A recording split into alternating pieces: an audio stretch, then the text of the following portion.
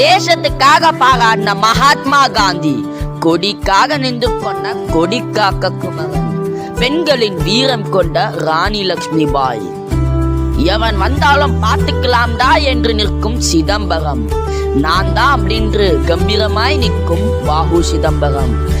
இவர் லால் பகதூர் சாஸ்திரி, வெள்ளக்காரங்களை அடித்து ஓட விட்ட சிதம்பரம், முறுக்கி மீச்சை வைத்துக் கொண்டும் திலக், கவிதைகளில் பேதை பாரதியார், பெண்களின் வீரம் ராணி லட்சுமி பாய், காந்தியின் மனைவி கமலா நேரு, கமலாகரன், டாக்டர் B.R. அம்பேத்கர், முறுக்கி மீசையின் கொண்ட காந்தியின்